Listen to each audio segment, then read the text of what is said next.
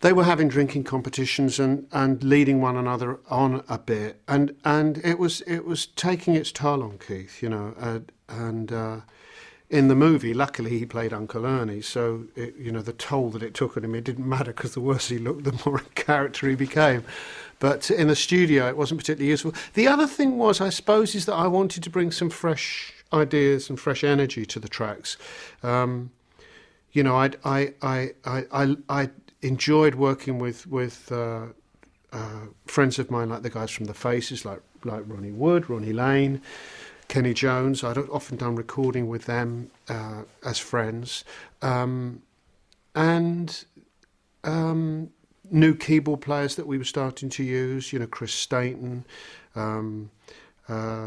Nicky Hopkins. Nicky Hopkins was fabulous on this. Is another one that's the late Nicky Hopkins. He was fabulous on Tommy, very creative, and he did a lot of direct elaborations and what would you call it? Kind of imaginative program music for Ken. Particularly, he was the one that turned the song Christmas into a Christmas song.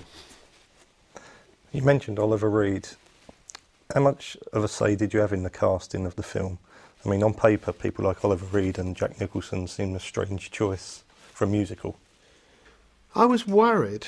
I was worried about all those choices. I was quite worried about Anne Margaret too. She seemed too glamorous, really, for the role. I don't know. I was worried about almost everybody that was cast. At the time, you suggested names such as Tiny Tim for the Pinball Wizard and even Lou Reed for the Acid Queen. And newspapers mentioned Bowie and Jagger as having roles. How do you think that would have worked out now in hindsight? I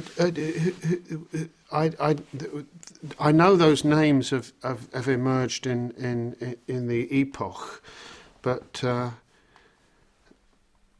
think that what you're probably talking about is what I would call brainstorm listings. In other words, we would write down hundreds of names in the same list that Tiny Tim was mentioned. So was Stevie Wonder. So, you can pick on Tiny Tim, but you can also pick on Stevie Wonder, who nearly did it. He nearly did it. The problem that I had with Stevie was trying to convince him that it was okay for a black blind guy to actually play the Pinball Wizard. But at the end, somebody in his group, because he was in the UK when we were recording, said to him, "Listen, these guys are taking the piss, get them out of here." And because a few years later I met him in LA and we talked about it again, and he said, were you joking or not? And I said, no, I just think you would have been fucking brilliant, absolutely brilliant, going around like that on the stage, being the Pinball Wizard. And I think the problem that his brother had, because his brother used to look after him, I think the problem that his brother had, and I may be completely out of order here because I'm only guessing, if there was a problem. And his brother was definitely the manager was definitely the one that cut it off. It was because at the end of it he loses and is carried off, and I think they felt that probably would be politically incorrect. I think extraordinarily today, in the American, the way that the black community respond, they would have got into it and it would have been a gag and it would have been seen to be something quite positive. Listen, we can do what we like. We don't mind lying back and being beaten because it's not. But then there was still some political stuff going on. And Eric Clapton came with me one day to see Stevie recording, and he tried to convince him to do it. And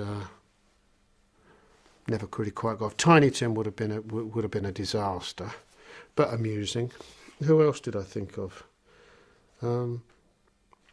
I think probably people like Mick Jagger and David Bowie. This was just box office stuff. I started to realise that what Robert Stigwood was after was box office names, and in the end, I had to trust between Robert Stigwood looking for box office names and Ken Russell saying, "This guy, I promise you can do it." When he told me that he was going to use Oliver Reed, I said, he can't sing, And then, of course, Jack Nicholson followed on shortly after. I'd done 2 or 3 weeks in the studio with Ollie, who was a great fun to work with, but couldn't sing a note. We had to do it line by line and sometimes word by word. And I'm not exaggerating. I'm your uncle. Roll back. Ernie and I. Welcome You too? I mean, literally. I mean, it's all cut together. What's bizarre is that once he'd done it in bits, he could then do it. He could then do it live. It was weird. Anyway, Jack Nicholson was introduced, and Jack and I had a bit of a difficult time to start with because it was like, I'm not going near you, until you can prove to me that you can sing. And then he went out and he sang beautifully, actually, and then we were okay. But he teased me about it for a long time afterwards, like, you didn't think I could sing, did you? And I went, well, no. Would you think you could sing? All I'd seen him in was Cuckoo's Nest, But Anne Margaret was a pro, and the rest of the people that worked in the film, they could all sing. Was Roger always the first choice to play the title role? Not in my book. Not in my book. I didn't even really want the band to be in it. I couldn't really see where we were going to fit in. And, when we were rowed in as ourselves, I thought it was really quite strange.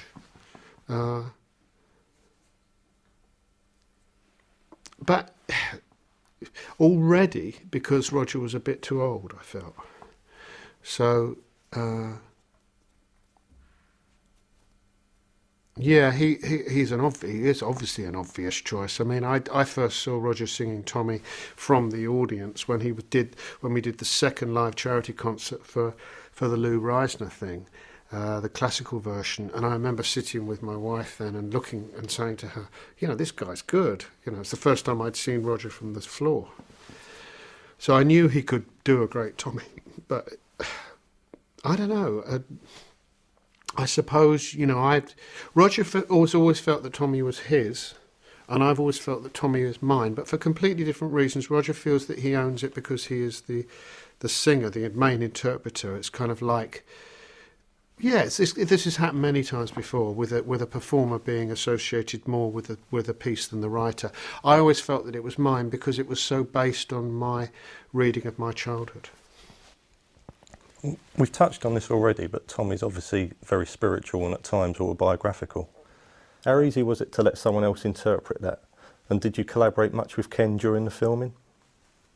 As the film progressed, I got drunker and drunker and drunker, and eventually just sort of fell on one side as a heap. I mean, literally, it was really a time when my drinking took off. When I'd been intensely involved in the studio. Then suddenly they were filming and I had nothing to do except get up at 5 a.m. for these early morning consultations with Ken, spend all day waiting while people, set shots up, watch that I felt that their lip sync was okay, go back, have drinking competitions with lighting guys, which I don't recommend. They drink beer from buckets. I remember one day trying to drink a bucket full of Guinness, and I managed to, I think, maybe get a quarter of it down before it just shot back out again in a projectile vomit. I can't remember the guy's name, but he managed to drink 3/4 of a proper bucket full of Guinness without retching. Just unbelievable. This is lighting guys for you. And then after that, at about 11 o'clock, Ken would appear, and we'd have to spend the last 2 hours of the day from probably 11 at night to 1 in the morning looking at the next day's shooting. So both of us were only getting 5 hours of sleep. I don't know how he did it, but I know that I couldn't do it, and I knew that the dubbing was coming up and the sound post-production was coming up, so I was quite worried about that, and I drifted away from it. And the other thing that I learned is that once it's on paper, that's it, that's the movie. You don't deviate from that. We're not talking about studio experiments here. You've got a schedule and it's going to get done. So there were a few changes, and they started to happen in the editing, but they were mainly the length of pieces and stuff like that. You were very heavily involved in the technical side of the movie. The film was released in quintaphonic, which is a precursor really to today's 5.1 sound. How did that come about? I'm not quite sure where it came from, but somewhere along the line there was this fellow called John Mosley, who was the managing engineer and a shareholder at a big studio in Piccadilly called Command. Command didn't do particularly well in the pop field. It was an old BBC broadcast studio, I think, that had been taken over by him, and it had American boards in it, and they were trying to drum up business. And somewhere in the middle of it, I met him through Terry Rawlings and Bill Rowe, who was the dubbing engineer, and Tony Lumpkin, who was then the head of sound at Elstree, and where we were going to do the dubbing and post-production, sound post-production. And he started to pitch this idea. I'd, of course, already looked into quadraphonic sound because I'd done all of the post-production work and pre-production work and mixing of Quadrophenia, which was, as far as I was concerned, was going to be the first creative use of quadraphonic sound in rock. In Quadrophenia, I had divided the character of our hero into 4 narrative voices, each one which had attributes of a member of The Who, and each one that had a musical theme, and each one that occupied an oral space in the sound picture. And the idea was that at the moment when the character finds himself at the end and decides to go off on his spiritual search, in other words, when the story ends, the 4 themes would come together that I spoke about earlier, contrapuntally, and emerge in the middle with a great big glorious sort of shower of sound. And I experimented with SQ, which was CBS method. QS was the Sansui method, and favoured the Sansui method. Unfortunately, Universal had done a contract with CBS, and we had to use the SQ method, which didn't work very well, not from vinyl anyway. So I was already aware of the effectiveness of the Sansui encoding, which produced 4 channels of sound from stereo, gave you 2 rears. Fairly discreet too. It wasn't just one channel in the back. You know, you could move things from one corner to another. It was quite a discreet 4-channel process. And so I was very excited about it, and I wish we'd heard about it earlier on, because we could have done more. Some of the effects that we used and everything could have been recorded in quad, but we'd recorded multi-track, so a lot of the stuff could be explored that way. John Moseley was very difficult to work with because he wanted to patent the whole business of 5-channel cinema sound. He'd gotten involved with Ray Dolby, and at the same time, Ray Dolby was developing what became known as Dolby Optical, which was an optical stereo, noise-reduced soundtrack, which immediately after Tommy really, really took off. This is what cinemas had been waiting for, an optical soundtrack which a mono head could read and produce glorious, clean stereo. Because what the film industry likes is stuff that technology that follows up and sits on top of what's gone before. And in the middle of it all, there was some breakdown in communication between John Moseley, Ray Dolby, and also at the other time there was something else going on, which was that Tony Lumpkin one day hauled us all out and took us back to the lab up at Elstree and showed us a digital tape recorder. Which was the first that I'd ever heard of or seen. It was a digital machine. It worked because Elstree was then owned by EMI, who at Abbey Road had been developing machines. And he said, this will be the future. And Tony was a great guy, and I was sure he was right. But they were talking about using digital technology in the future for film dubbing, which, of course, is what happens now.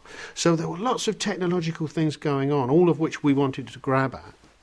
And I had to bring in a mixing desk from my home studio, a great big Neve desk, and a second Neve desk that I owned to complement the Neve which they had at Elstree. We had to set up extra speakers. It was elaborate but really exciting. And when we got it going in the room, it was just, God, it was extraordinary. You know, and this system, as we were recording it, we were monitoring. We were recording down to 5 tracks, I think, but we were monitoring back encoded occasionally. We could test the Sansui decoding, and it worked brilliantly. And I believe that around that time, everybody, including Ray Dolby, who now, of course, Dolby digital is the main 6-channel system, which derives from the 5-channel system that happened back then. The main system that we're familiar with DVDs